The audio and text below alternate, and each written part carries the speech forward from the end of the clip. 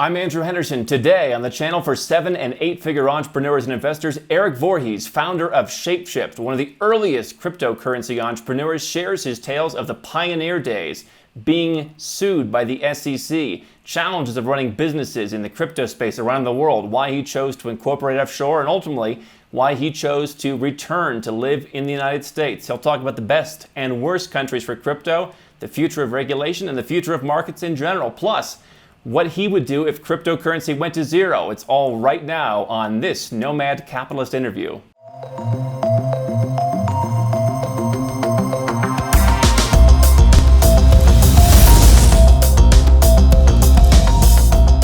Pleasure to be joined by Erik Voorhees. Welcome, sir. Hey, thanks for having me. You say on your social media towards peace, towards markets, towards Bitcoin. What do you mean by that? I almost added that those three words were redundant, but then I thought the bio was getting a little too deep. Peace, markets, and Bitcoin. They are all kind of the same premise, which is that people should be good to each other, which means that people should respect the right of all other people to self-ownership. And if you believe in that, then you're naturally a peace advocate. You're naturally an advocate of markets, and you're naturally an advocate of Bitcoin, which is an alternative to coercion-based fiat currency granted to us by the government. So that's where it comes from. You can make a case, just in the last decade, the last century, the world is moving in the right direction. You could make the case it's moving in the wrong direction on those issues of peace, markets, etc. Is the world moving in the right direction or the wrong direction? Certainly the last one in Bitcoin is moving in the right direction.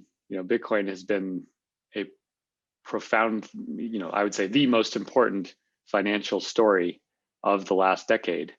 And so that's going great. In terms of peace, I don't know. I think it's kind of neutral. I don't know that the world is any more or less peaceful than it was 10 years ago. And in terms of markets, that probably depends on per country. I feel generally in the West, markets are being destroyed. In other places in the world, however, they are embracing markets more than they have in the past. So I think that would be a mixed bag. You've lived all over the world, and I want to talk about that as we go. You're the founder of ShapeShift and had numerous other companies in the crypto space. So I want to talk about the global perspective later. But what is your perspective on the idea that as Western markets flounder, many people in the West say this is just the new normal, there's no escaping it, there's nowhere to go, versus people like myself who say these things go in cycles. When one place drinks the Kool-Aid, the other weans itself off of it. Yeah, well, I guess before Bitcoin, I was really concerned about generally politics, wherever I was. I cared a lot more about it because I felt like I was attached terrestrially to that jurisdiction, and my own future, my own prospects were very much tied and connected to the prospects within a jurisdiction and of the politicians there. So I cared a lot, and I was very mad and frustrated by all the politicians doing horrible things all the time. I think post Bitcoin, I actually view it sort of like a more dispassionate observer from afar. My own money is not tied to any jurisdiction, and that is a profoundly different world. I can go wherever I want in the world. I can store value safely out of the jurisdiction of any government, and send and receive money to anyone in the world instantly, and no one can stop it.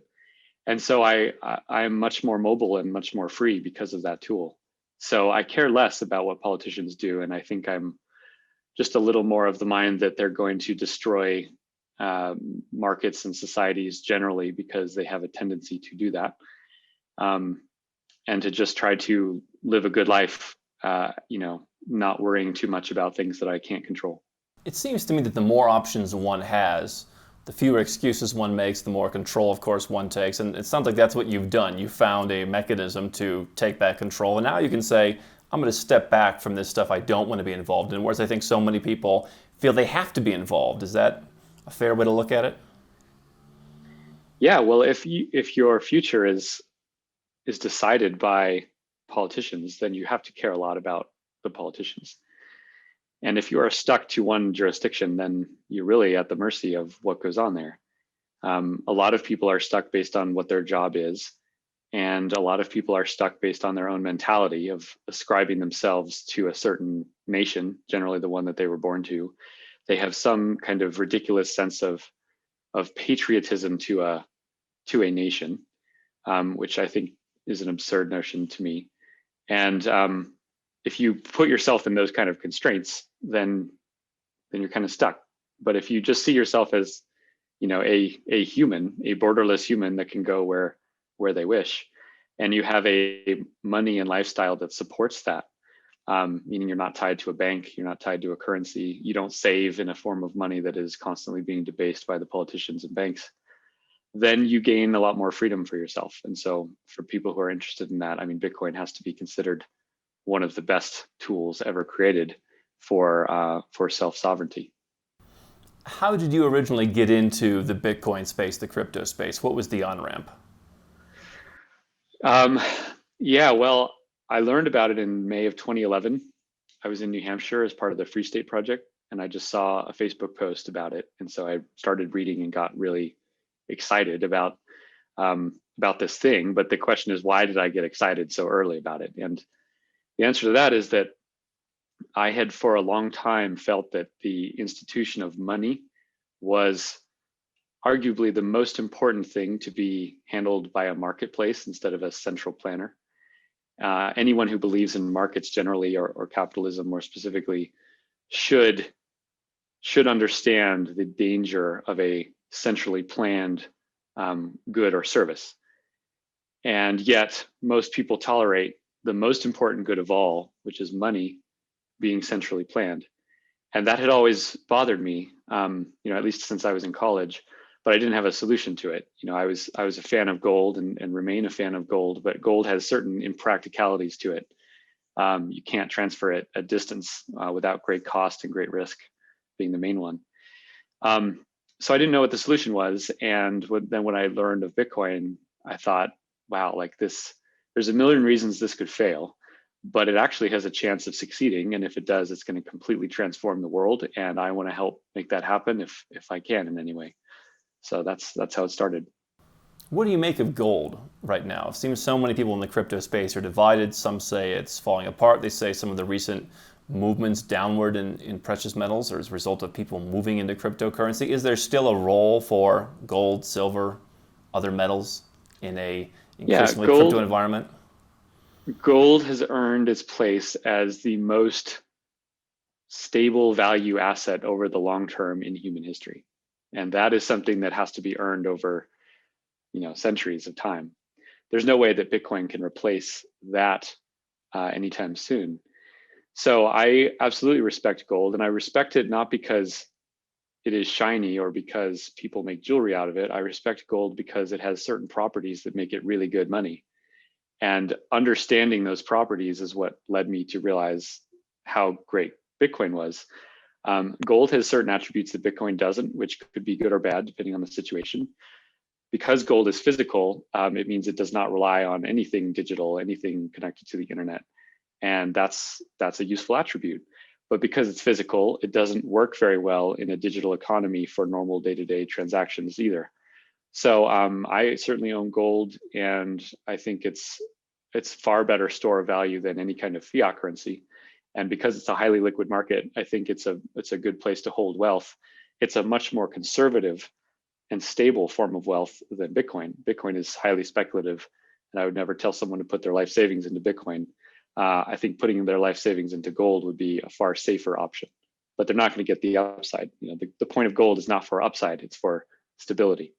You've struck me from what I've seen is one of the more pragmatic people in the crypto market. So many people now are saying, go all in once you understand it. If you don't go all in, you're a fool. What do you say to those people if you're saying, I have gold, I have other diverse assets, and I'm in crypto?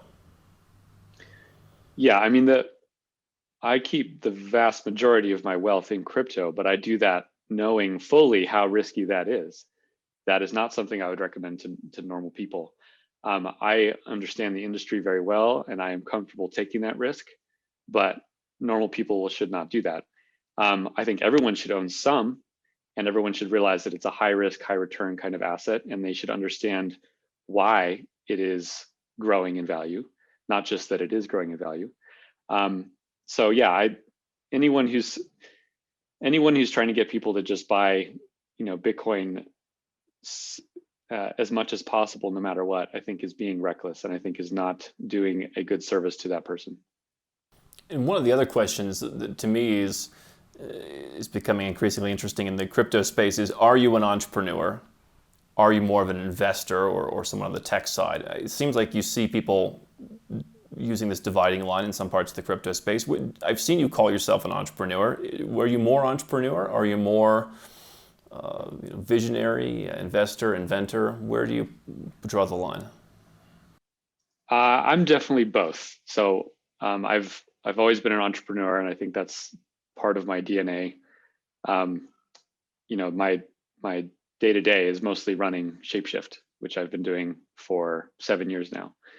I also invest, and only invest really, in other crypto projects. So I see myself sort of as a component of the industry. The startup I'm actually part of is the entire cryptocurrency industry. ShapeShift is one little branch of that. Every asset is one little branch of that. So anything that I can do to help further the entire phenomenon of decentralized finance is what I get passionate about. So I own no equities, but I will invest in startups that are crypto related and or that I am ideologically aligned with. What was the very first Bitcoin business? Once you discovered it, what was the first one? The first one that never got off the ground, I don't think most people know about. I started building a voice over internet service where people could pay with Bitcoin from anywhere in the world and then dial through a web browser to call any phone number. And just kind of as a proof of concept to start learning about how this stuff worked. Ultimately came to the conclusion that even in a success case, it didn't have good financial prospects. So kind of let that one die on the vine. The first material one was when I joined BitInstant. I was the third employee there, joined as the head of marketing. That was early 2012. And I moved to New York for that. And while I was there, I also started Satoshi Dice, which started as a little side project and ended up becoming the biggest Bitcoin service in the world in terms of transaction count. It was half of all the Bitcoin transactions from the beginning of Bitcoin up through 2013. And that kind of got out of control. So that was basically a casino game, a simple casino game where people could send Bitcoin in and they would win more or less Bitcoin back based on a randomized roll. And it was cool because people could send from anywhere in the world. There were no accounts. It was mathematically provable, so you could tell exactly what the odds were, and you could know that the rolls were actually mathematically correct based on the odds. So it was a really cool demonstration of Bitcoin's technology generally. And that was kind of, early years, 2012, 2013. That was at the time, and I'm not sure, it was at the time the largest acquisition in this space, was it not? Yeah, so I sold Satoshi Dice in 2013 because basically it had gotten to the size where, I was fairly high profile in the industry at that point. And my main goal, as I mentioned earlier, is to help advance the ecosystem. And so being a non-engineer myself, my main value contribution was in communicating what Bitcoin was and why it was important to the world. And I realized that if I was also running the world's biggest Bitcoin casino, that was always going to taint the message that I conveyed. And there was legal risk to running Satoshi Dice. It was not clear whether it was legal to run a casino that had no banking involved, but did have Bitcoin involved. That was a gray area. So I felt like I needed to either to choose one or the other, continue vocal public advocacy of Bitcoin generally, or kind of go more underground and keep running Satoshi Dice, and I chose the former. Did the government ever get on your case about that? Oh yeah, SEC came after me and I had to deal with them for almost a year. And what was that like? Oh, that was horrible. Yeah, the SEC was pissed off because I had sold some shares of Satoshi Dice, and the investors made money, like they made multiples on their money within 10 months. But the SEC was pissed off because I didn't get their permission to do this. I didn't register it with the SEC. So they came after me for selling unregistered securities, which is, of course, a total garbage non-crime. And I had to deal with them for close to a year, spent hundreds of thousands of dollars on lawyers, and ultimately had to settle with them and paid them 50 grand for the crime of building a company that people wanted to invest in and making the investors a bunch of money. So I certainly was no fan of the government before this, and after it came, even more strongly to the conclusion that these regulators are. I understand a lot of them have good intentions, but I think so much of the effect of them is detrimental to good people who are trying to build good things. So yeah, I've been a little bitter about that ever since. Did you feel that they cared, or was it just about doing the job no matter what? Well, cared about what? What do you mean? Cared about the fact that you had built something that people had been successful with. This was not something where people lost all of their money. Oh no, they don't care about that. There's no human element to it. There's no humanity to it. Beneath all the regulations, there's no humanity. No, I mean, and if a regulator is doing something good, it means that they are finding a victim somewhere of an actual crime and then trying to provide restitution to those victims and or preventing people from causing that kind of victimhood. There is no victim when you sell unregistered securities. It's a made up nonsense non-crime. And yet, crazy amounts of money has to get spent on lawyers trying to navigate these things. This was back in 2013. Certainly the years since then, we've seen the whole ICO boom and tokenization of so many different projects within the crypto world. And the amount of money and resources spent trying to navigate these arcane rules that don't actually help anyone and aren't protecting any victims or potential victims is just really, really disgusting. So yeah, it's, and then what makes it worse, of course, is that my tax money goes to pay for all of this to happen to me. So there's this like monstrous regulator that has unlimited funds stolen from the people that it is then going after and regulating. Not a good way to build, civil society. I wonder if, just as I was opposed to the idea of high taxes, the U.S. had such high taxes, being 15 years old and reading Libertarian Party pamphlets on my bed, I wonder, if there's a difference in your philosophy coming from when it was more theoretical to when you actually had to then later pay the taxes, as we both dealt with, or in your case, you actually had to deal with the regulators up close and personal. It no longer became theoretical. What, if anything, changed in your mind after that? I think, there's a part of the brain that can never learn anything unless it has experienced it, right? So like someone who has never been swimming, you could tell them everything about swimming. They could research water and they could hear from others about what it's like, but you don't actually know what it's like to be swimming unless you swim. There's a certain experiential part of the brain that has to be there to actually learn.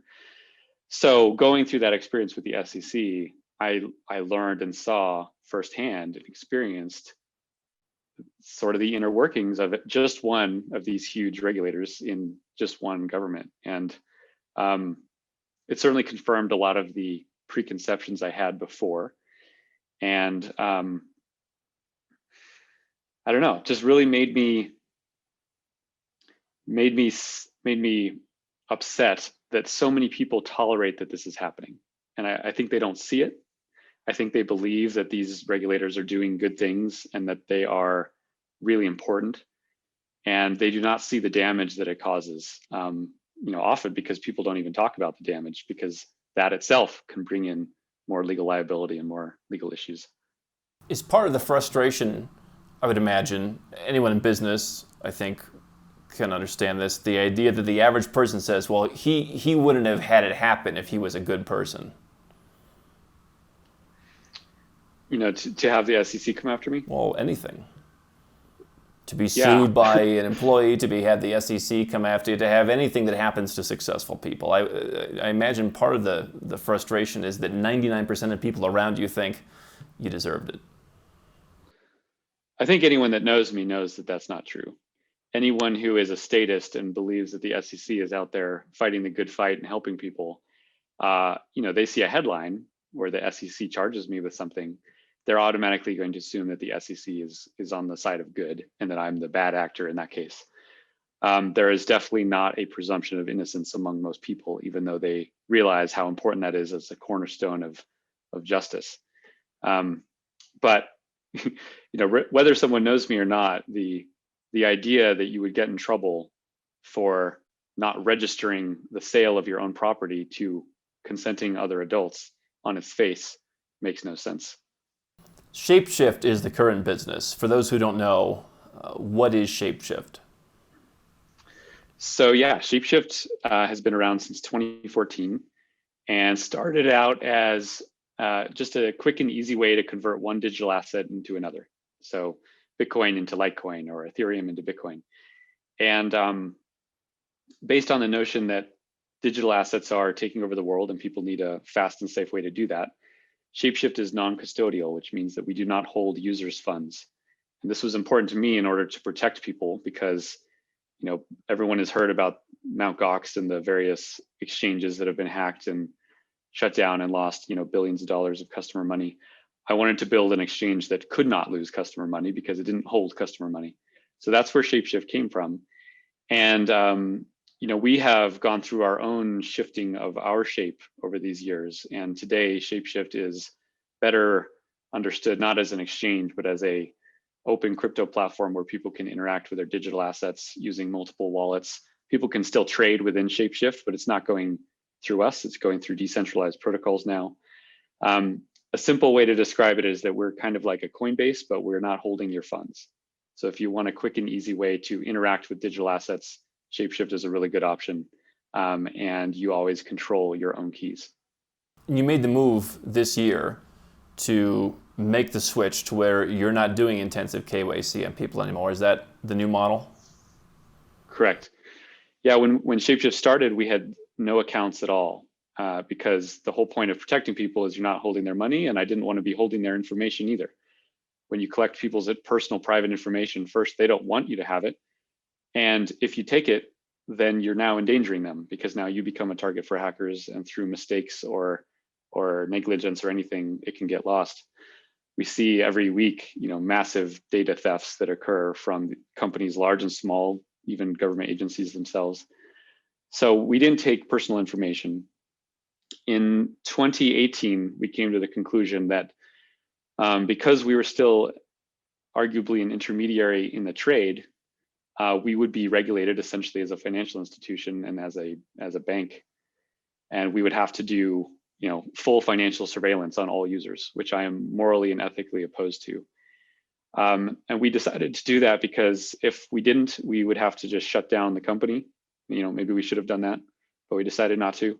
So we implemented KYC, and from then on, from 2018, started requiring that people give us personal private information. All centralized exchanges do this, so it's not that strange, but I personally was not okay doing it, nor were our employees, nor were our customers. We didn't have a good answer until about midway through last year, 2020. Decentralized exchange technology has gotten good enough to the point where we realized that we could just stop providing the regulated activity entirely and instead integrate these decentralized protocols into our platform so that users can trade directly with the protocols. This means that we are no longer doing the regulated activity, which means that we no longer have to impose the KYC and all the surveillance on our users. So we announced that change in January, and we no longer have to KYC users because we're not in a business that requires it any longer. So for those folks who believe that crypto's continued adoption relies on KYC, that's what the masses that you're trying to bring into the fold want, what do you say to them?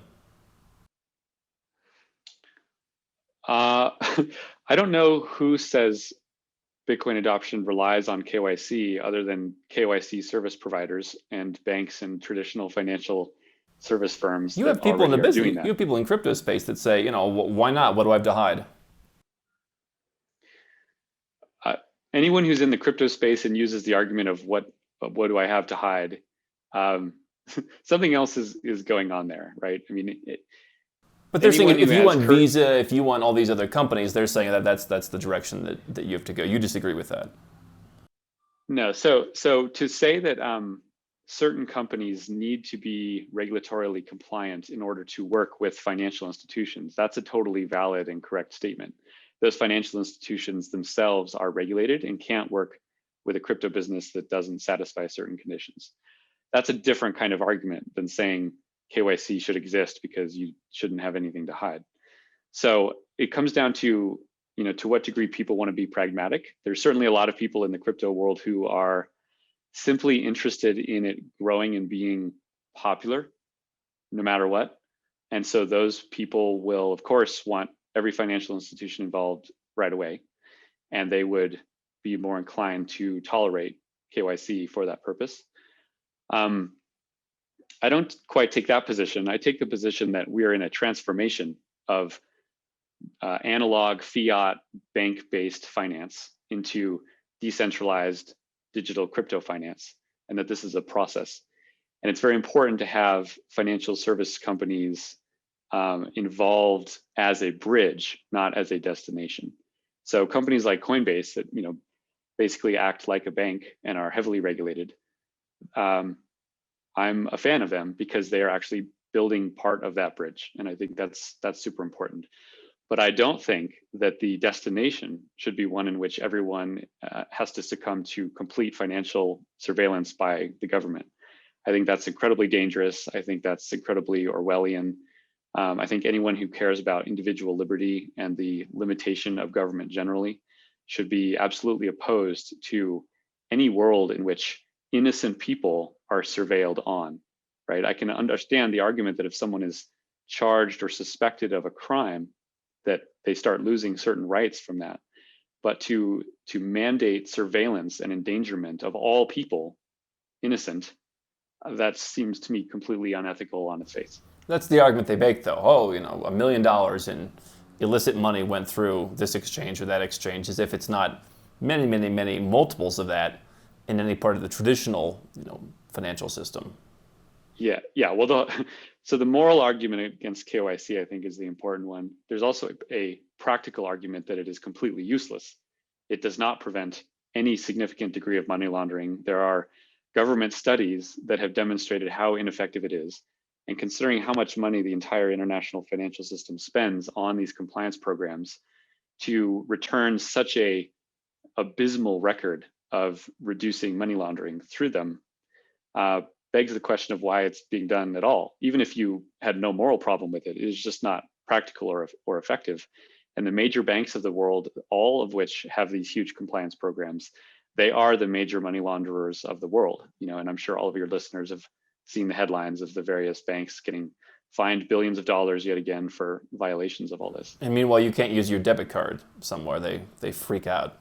But billions of dollars, yeah. It's not such a concern. Yeah, I mean, you're basically, if you launder enough money, you become just part of the institution. If you launder a small amount of money, that's when you actually get more in trouble. So the whole current financial system does not do a good job of preventing money laundering. And so when crypto comes along and offers a completely different alternative and actually gives people privacy from the state, and the argument against it is, well, how do we stop money laundering? Compared to what? Compared to the status quo that's also not doing a very good job of that at all. I would much rather have an open financial system that everyone has access to. No one has special privileges or special rules, and the entire world can use it with transparent blockchains than some kind of balkanized financial system where banks are in charge and governments are in charge of the banks, and all the fees that accumulate to all the middlemen in those systems, all the countries and tens or hundreds of millions of people that are precluded from financial access. I'll take crypto every day. As a freedom advocate, as a peace advocate, we've seen government intervention in the last year, I would say, go through the charts, and you look at places like where you are in the United States, many Western countries, all kinds of new taxes, but also erosion of freedoms, all kinds of intervention. Does that ever go back to normal, in your opinion? Or is this, we're just going from one 9/11 to the next COVID to the next thing, and you just increasingly have ineffective government trying to keep people down? I don't think the problem is that it's ineffective. I think the problem is that it's effective. If it's very The problem effective. of government is that it is effective at centralizing power over the long term. Um, I think any student of history sees generally that governments tend to grow and centralize, become overly indebted, and collapse in one way or another. That's generally the pattern of civilization. There is something about centralized power which gravitates more centralized power to it. So even in the US, the entire United States was conceived of as a very decentralized, small government kind of place. And here we are 250 years later, and it is the largest government in the world, the most intrusive government in the world by certain metrics. Maybe China is worse. It is an empire. It is an empire that costs trillions of dollars per year, that takes half of everyone's money, and basically which regulates through hundreds of thousands of pages of rules every aspect of culture and society. So I don't think that any kind of democratic process slows that down, or maybe it slows it down, but it doesn't stop it. The only thing that prevents that from continuing is some kind of horrible collapse. And this probably means a sovereign bond market collapse, which will definitely happen within our lifetimes, just based on the math. And that's really the only way that this pattern resets. And that's a messy and horrible process that no one should look forward to. But thank goodness there are now some alternatives for people that are awake enough to pay attention to, that they can kind of start protecting themselves from when that happens. What did you learn as you lived around the world? Number one, where did you live? And number two, what did you learn in each place? I've lived in Colorado, New York, New Hampshire, Dubai, Panama, and Washington State. And I love the United States. I love the country. I just hate its government. And I still think it has a ton of promise, just not anything coming out of Washington, D.C. Dubai was amazing because it had no taxes. And when I was there in 2008 and 2009, it was, in certain senses, far more free than the United States. In certain other senses, it was far less free, right? Like if you were caught at the airport with any marijuana of any kind, you would go to jail for years, right? Like horrible human rights violation, that is. But in certain other areas, especially economic areas, Dubai was far more free than the US. Panama was similar, also no taxes in Panama, and very little regulation for anyone in Panama, as long as you didn't serve Panamanian citizens, which was interesting. It basically meant all the best services built by companies in Panama are just not available to Panamanian citizens because their government is trying to protect them from innovation, I guess. So I think the main lesson of moving around the world is just that it's clear that the world is connecting more and more, and that where you live matters less and less, and that many people are choosing to live in multiple places, not tie themselves to any national identity. I think that's very healthy. I think people should see themselves as individual humans, not as a subject of a nation. So that trend is definitely encouraging. I look at the US, and I wanted to hear your opinion on this. I look at increasingly people who've moved away from the idea that you should have the freedom to do what you want, to go where you want when you leave the US, and as you say, you can go to Dubai and reduce your tax bill. People call you a traitor. Is not part of the issue with a country like the US that it seems people are increasingly opposed to your having the freedom to do that? Yeah, it's become and is becoming a kleptocracy, where the majority of people, a portion of what they have is stolen from someone else. And it's stolen through this mechanism called government, which taxes people and then redistributes that stolen loot out to all the people that vote for the politicians who do the stealing. You can imagine that over generations of that happening, you get a certain cultural appetite and tolerance for institutionalized theft. And anyone who attempts, let alone succeeds in avoiding or escaping any portion of that theft will become seen as, some kind of traitor and or criminal and or bad human for the crime of not wanting to be robbed from, not wanting to be controlled by other people. And that's not a healthy system. I think that's one that's in a somewhat terminal state of decay. It almost seems to me like an abusive relationship. People who would benefit from abuse saying you're wrong not to take it. Yeah, well, yeah. So and there's two groups, right? Like the group that is benefiting on net from the stolen loot. Obviously, they have every economic incentive to continue the theft. There's also many people who are being stolen from on net, and yet they also support the system through some combination of guilt in their own wealth, maybe, or some kind of Stockholm syndrome type phenomenon where they seem to defend the act that is harming them. There's definitely a lot of that, and unfortunately, I'm definitely in the minority in the United States of people that think that one's property shouldn't be violated by coercion. You know, if you're not hurting someone, you haven't done anything wrong, and you should be left alone. To me, that seems like a great basis to build society on. But more and more people seem to think whatever the politicians want to do, whatever they write into law, that is ethical because it's law. And then you start to get into a world where everyone is trying to steal from everyone else. And as long as it's the government doing it, you know, then it's legitimate in their eyes. Is the crypto business a better space to be in that you perhaps don't have to go along with that on a PR front the way that a Warren Buffett, who you could argue also benefits financially from things like estate taxes and all this. But do you have to put up less of a PR front than someone like that or Jeff Bezos does? Yeah, I mean, I'd be curious to know from those types of billionaires what they actually think. Certainly, they never publicly advocate for far lower taxes. You know, they usually are silent on the issue, or they'll be like Warren Buffett and basically try to advocate that taxes should be higher. So I don't know what they actually think, what they actually believe.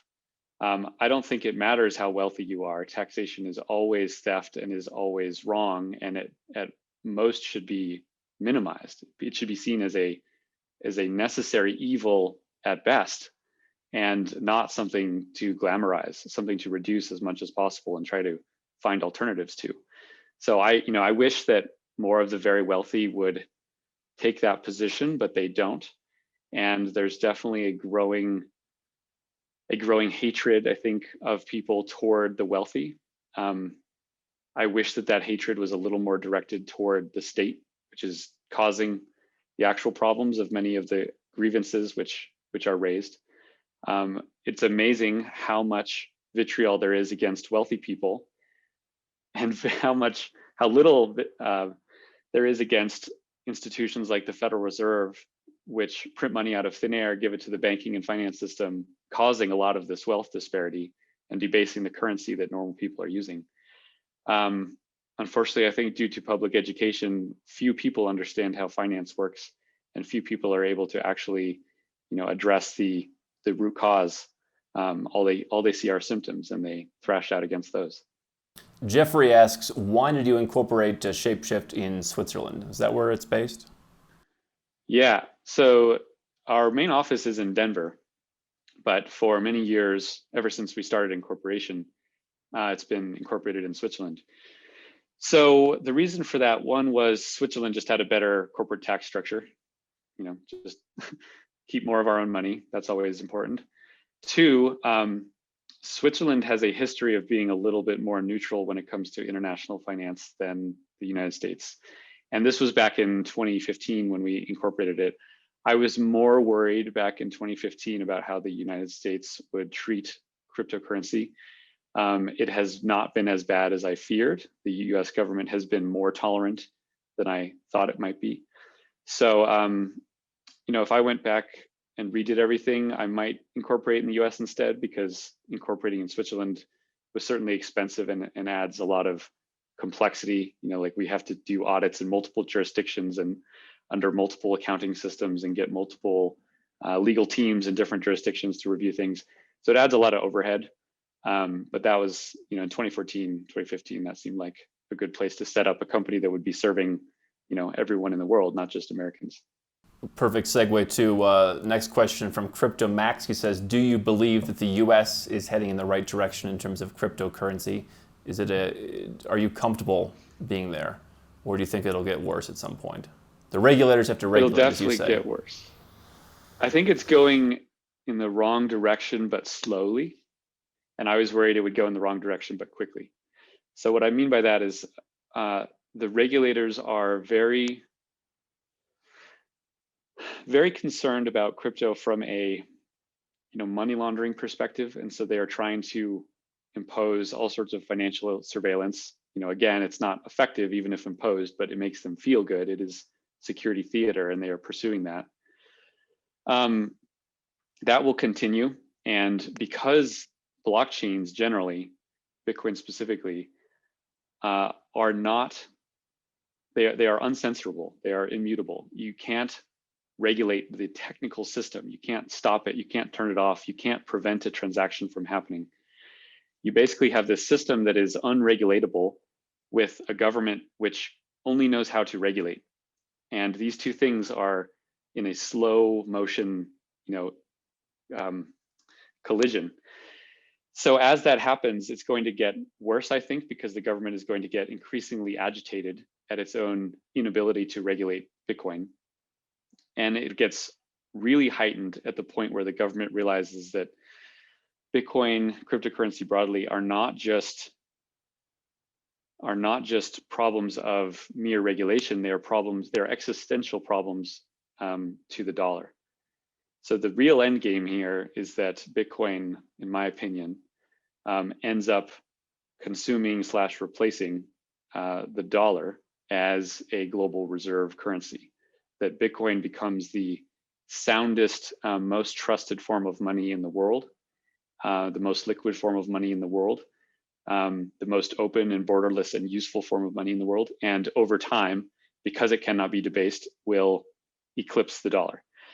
That's a 10 to 50 year kind of timeline. And as that happens, the US government specifically, is going to be extremely upset at losing control over the money supply. Will you stay in the US personally? Who knows?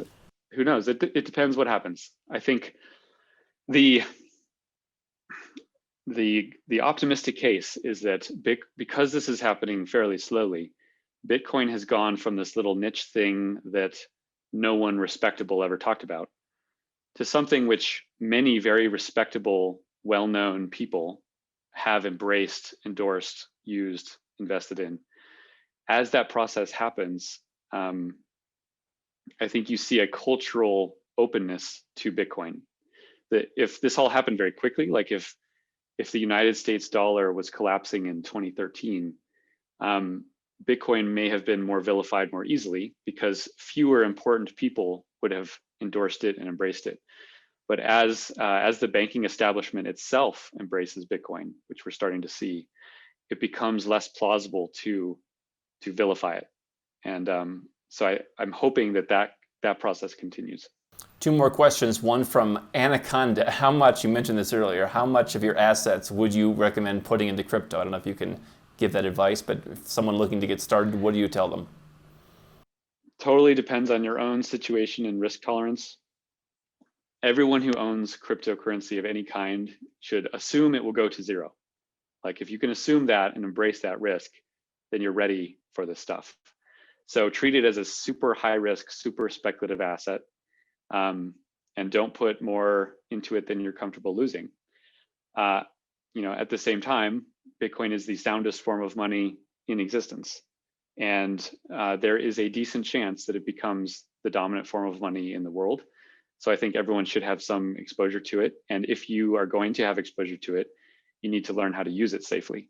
It's not enough to just go buy some at Coinbase and forget about it. You should actually understand why it's valuable, why it's rising in value, how to use it safely, how to store it on your own keys, and to do that without screwing up. Just like any responsible adult should learn how to drive a car safely, right, or use a firearm safely, you should learn how to use Bitcoin safely. It's an important tool, especially for anyone who believes in self-sovereignty.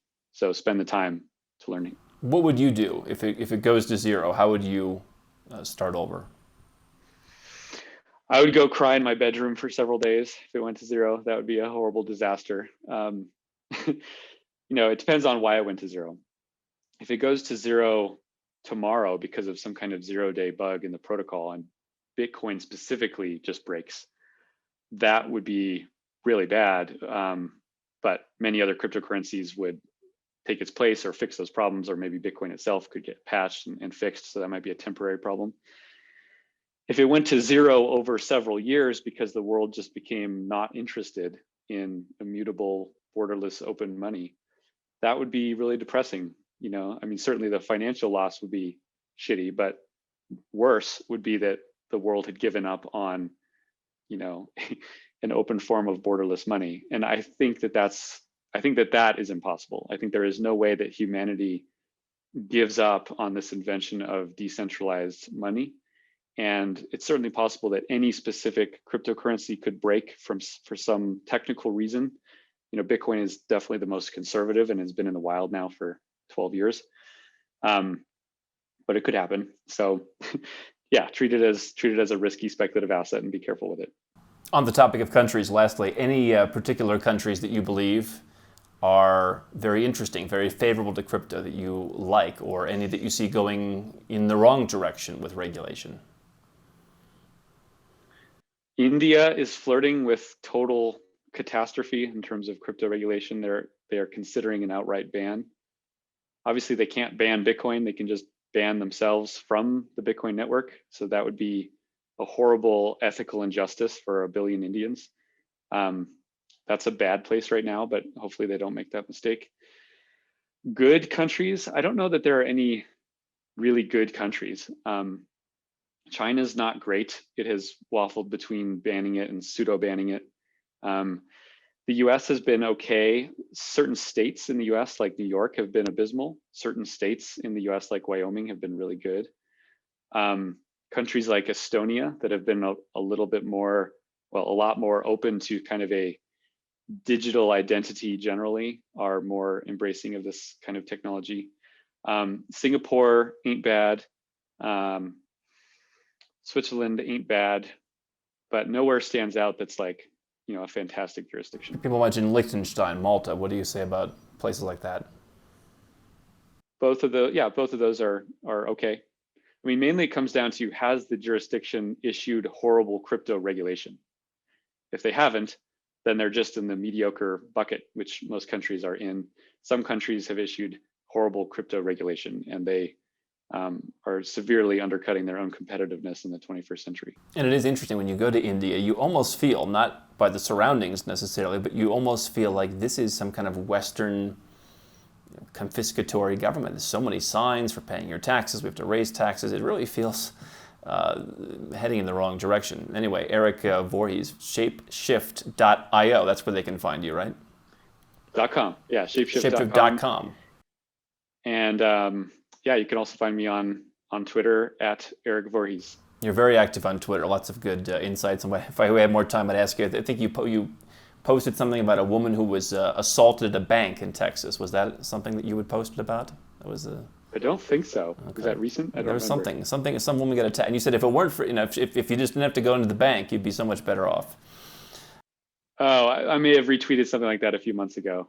I forget. I mean, bank branches generally are so silly. I mean, anyone who's ever gone into a bank branch recently to do anything, it's just absurd. It takes so long to do anything. And, in the crypto world, in the DeFi world, you can get loans and send money like from your computer in your pajamas or in your bathtub in 5 minutes.